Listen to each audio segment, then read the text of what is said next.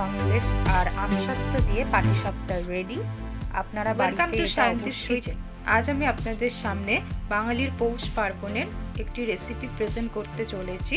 সেটি হচ্ছে আমসত্ত্ব আর মাখা সন্দেশ দিয়ে পাটিসাপটা। তো এক্ষেত্রে আমার লাগছে ঘি, ভেজানো আতপ চাল লাগছে, এখানে হচ্ছে চিনি ব্লেন্ড করা রয়েছে, নুন লাগছে, এটা সুজি, ময়দা, আমুল দুধ, আমসত্ত্ব আর মাখা সন্দেশ, আর জল তো ব্যাটারটা তৈরি করার জন্য লাগছে। তো এবার আমি ভেজানো যে আতপ চালটা ছিল সেটা আমি মিক্সিতে পেস্ট করে নেব। ব্যাটারটা কমপ্লিট। এবার আমি এর মধ্যে আস্তে আস্তে সব অ্যাড করব। এবার আমি এর মধ্যে দিয়ে দিচ্ছি সুজি। এখানে 1.5 কাপের মতো সুজি ছিল। দিচ্ছি চিনি ব্লেন্ড করা,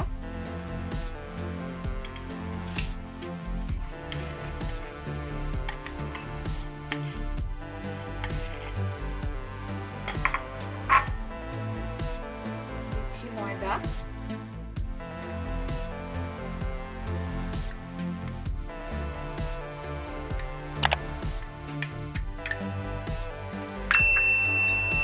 আমুল দুধ,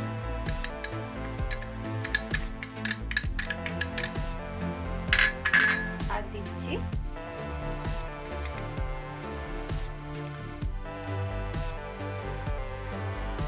এক চিমটে মতন, এটা হাত দিয়ে দিলেও হবে, এক চিমটে মতন নুন।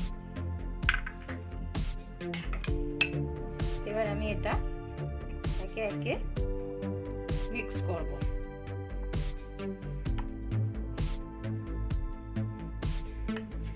এর মধ্যে আমি জল অ্যাড করব। খুব একটা পাতলা হবে না ব্যাটারটা, মোটামুটি ঘন টাইপের হবে।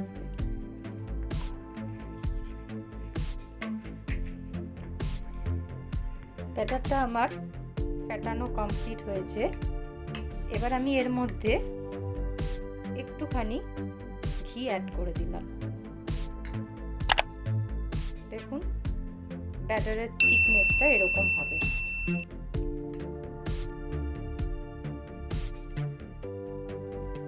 এবার আমি এটা চাপা দিয়ে রাখলাম মোটামুটি 10 মিনিট মতো। এবার আমি মাখা সন্দেশ আর আমসত্ত্বটাকে ভালো করে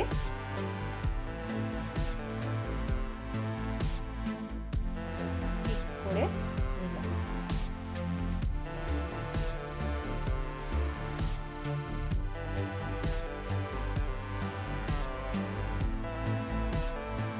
আমার পাটিসাপটার পুরগুলো করা কমপ্লিট। এবার আমি এর মধ্যে ঘি দিয়ে অয়েল ব্রাশ করে দিলাম।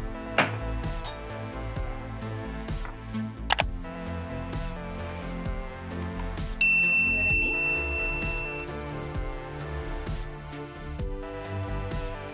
ব্যাটারটা এর মধ্যে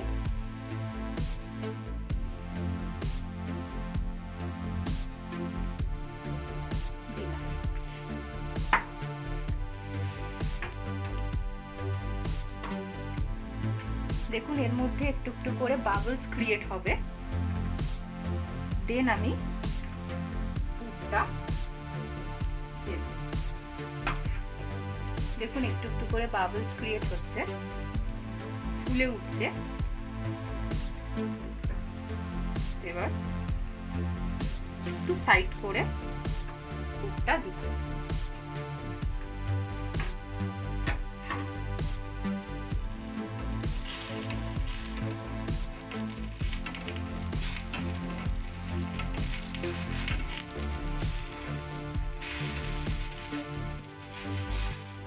এবার দেখুন আস্তে করে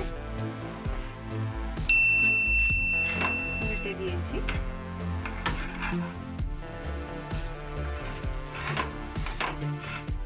হয়ে গেছে।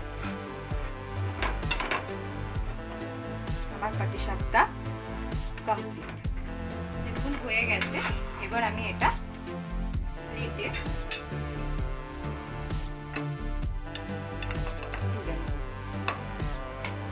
দেখুন আমার আমুল দুধ দিয়ে আর মাখা সন্দেশ আর আমসত্ত্ব দিয়ে পাটিসাপটা রেডি।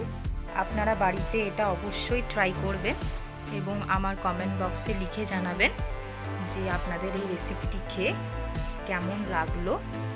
আর আমার চ্যানেলটি যদি আপনাদের ভালো লেগে থাকে তাহলে অবশ্যই লাইক, শেয়ার আর সাবস্ক্রাইব করতে ভুলবেন না।